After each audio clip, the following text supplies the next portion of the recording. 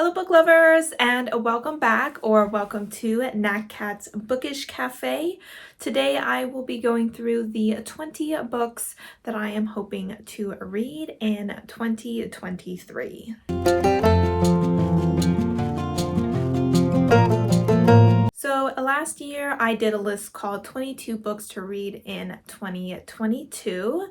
And instead of doing 23 books to read in 2023, I decided to just start doing a list of 20 books that I wanted to read in the year, just so that it's not too overwhelming or anything like that. If you haven't watched my video where I go through the 12 books that I'll be reading for the Vlog Squad reading challenge, go ahead and check that out, because the first 5 books that I'll be talking about are listed in that video. So I'll just be naming them real quick in this video and then moving on to the other books. So a couple things that I kept in mind while making this list is that I made sure that I had 5 books that were over 500 pages. I don't often pick up books that are over 500 pages just because they are really intimidating to me, but I do want to start getting more used to reading longer books because I want to make my way into, those high fantasy, high sci-fi stories. I also made sure that at least 50% of the books on this list were written by non-white authors. So without further ado, I will go ahead and just jump in to the books on this list. I'm not going to say too much about them just because, 1, I haven't read them, so I don't have too much to say about them. And 2, I don't want this video to be too long because we are going through 20 books. So starting with the books that are on my other list that I'm just going to mention real quick. The first one is Recursion by Blake Crouch. We then have A Long Way to a Small Angry Planet by Becky Chambers. We have A Lady for a Duke by Alexis Hall. We also have Project Hail Mary by Andy Weir. And then we have Strange the Dreamer by Laini Taylor. There we go. And that Strange the Dreamer is one of my 5 books that is over 500 pages long. The next book on the list is another one that's 500 pages long. The next 4 books are all going to be for that challenge, and this is the only one that I physically own. One of the reasons I probably don't read a lot of books over 500 pages because I don't own any over 500 pages, but that is The Heart's Invisible Furies by John Boyne. This is a book that I got from Book of the Month. I believe it's a queer historical fiction. I am not often drawn to historical fiction, so the fact that this is so thick and a genre that I don't read that often, it has definitely been collecting dust on my shelf. But it is a story that called out to me, and so I want to go ahead and finally get to it this year. The next book that is over 500 pages is The Sword of Kaigon by M.L. Wang. This is a standalone fantasy that I've heard nothing but great things about. The fact that it's a standalone should make it less intimidating because at least I'm not committing myself to a super long high fantasy series or anything like that, but for some reason I just haven't gotten to it. But I've heard wonderful things about the strong female mother character that is in this book, so I definitely want to go ahead and finally get to that. The next book that is over 500 pages is part of a series, and that is The Throne of the Five Winds by S.C. Emmett. And this is a book that I heard from Jess at Books and Bowties. They talked about it and the story really intrigued me. We do follow a main female character, and her lady-in-waiting is maybe what her position is, as they're kind of thrown into all this political turmoil that is happening. I believe Jess did really enjoy it, either that or they maybe haven't even read it yet and they just gave such a good synopsis that I thought they did. But it is a series that I'm really interested in, so I went ahead and placed that on my list. The last book that is over 500 pages is maybe not the wisest decision I ever made, and that is The Wind-Up Bird Chronicles by Haruki Murakami. I have read 2 books by this author, enjoyed one of them and did not enjoy the other one. So I wanted to kind of read a 3rd book by them as kind of a tiebreaker, and I decided to read one of their over 500 page books, because why not? If you're uncertain about a author, just read a really long book by them and then you'll know. But this does seem to be one of his more popular books, so I figured it'll give me a good idea of if he's someone I want to go ahead and continue to read in the future. So for the next book, we have Red Rising by Pierce Brown, and this is a book that has been on my radar for a while. I actually had this book recommended to me at the end of 2020 to try and read in 2021, and I just didn't get to it. Since I have been getting more into sci-fi and more comfortable with that genre, I do think that I am ready to go ahead and give that series a try. I've heard wonderful things about it. It seems to be kind of a rebellion story.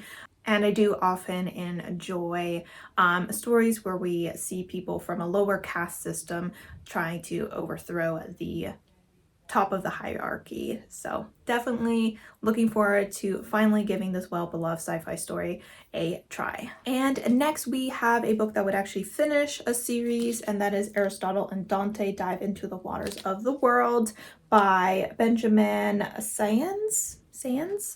And I reread Aristotle and Dante earlier this year. It was one of my favorite books of all time, but when I reread it, I found that it just didn't call to me the way that it first did. It didn't give me those emotions that I felt, and so because I was not put off by the story or anything, but just wasn't as in love with it, I then just never got around to rereading the second book, or reading the second book for the first time, even though that was my whole purpose of rereading book 1. This one was published quite a few years after the first one, so I am hoping that it'll have a bit of an older voice to it, and I do believe the characters are a little older, probably still in their teens. But I did hear that it deals a bit with the AIDS pandemic, which is of course a very difficult topic. So I'm hoping to just have an emotional time with this and just enjoy the characters more than I ended up during my reread of book 1. Next, we have another book of the month book, which is The Death of Vivek Oji by Akwaeke Emezi. Akwaeke Emezi is an author that I've heard a lot of wonderful things about, and I've never read any of their work. So I definitely want to go ahead and start with the story. I hear it's really emotional and really beautiful. So I'm really excited to hopefully find a new author that I can obsess over and to finally see what all the hype of the story is about. Next, we have Meet Cute Diary by Emery Lee. This is a book that I have on my Kindle. I think it was either on sale for like 99 cents or I even got it for free. But since it's on my Kindle, it's kind of out of sight, out of mind, and I have yet to pick it up.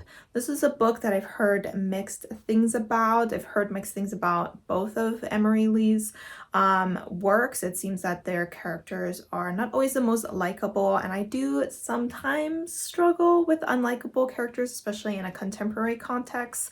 I believe this book has trans rep and that the author is non-binary. I'm sorry if I got that wrong, but I do know that they are part of the queer community. Next, we have, I believe it's a middle grade, and that is King and the Dragonflies by Kacen Callender. So I did read their book, Felix Ever After, and did enjoy their writing. I have read a couple middle grade books this year and do enjoy that age group every now and then, so I figured I'd go ahead and put one on there that was from an author that I previously enjoyed. Next, we have Monday Isn't Coming by Tiffany D. Jackson. This is a thriller author that seems to be relatively popular. I haven't read any of her stuff yet, but the synopsis of this story did really jump out to me, so I definitely want to go ahead and start here. I have to admit her other book, Grown, didn't really call out to me, but I'm not a big fan of the music industry, and that's where that book takes place. But I definitely want to go ahead and give this book a try because it seems those who read it enjoy it quite a bit. Next, we have Don't Cry for Me by Daniel Black. The reason I picked up this book is because when I read the synopsis, it gave me similar vibes to Razorblade Country? No. Razorblade Tears, that's the name. I was like, no, I think that author's other book is called like Blacktop Country or something, so that's why I got it mixed up. But it gave similar vibes to Razorblade Tears, which is a book that I did really enjoy, but I felt like it didn't dig into the emotions of a father losing a queer son that he never understood, and wanting to kind of repair that relationship after it's too late. And that seems to be a similar theme in this book, but it's written from the father's point of view in letters as he finds out that he is going to die soon, and is not on speaking terms with his son. So it's definitely a topic that I'm interested in, and I've heard positive things about this book and I'm excited to get to it. Next, we have another book that I'm embarrassed I haven't gotten to yet. I read the first book in the series. They're companions, so it's okay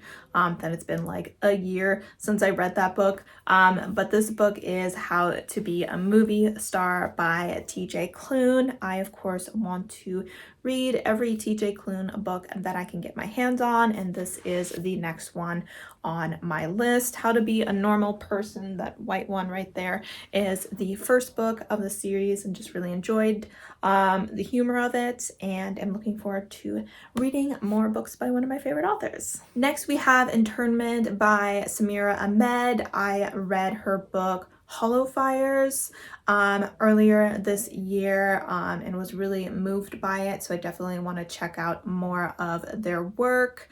They deal a lot with the mistreatment of Muslim people in this country, and I believe that this book deals with a similar theme, specifically in the forms of refugee camps. I listened to the audiobook and really enjoyed it, so I will probably be doing the same for this one. For the second to last book, I have put Wicked Fox by Kat Cho. This is a book that I had on my TBR for a while, but I wasn't really prioritizing it. A lot of people seem to really love it, and I believe it's just a duology, which is, I always love duologies because you get through them really quickly.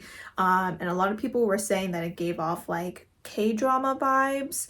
I don't watch a lot of K-drama, so that wasn't really a selling point for me.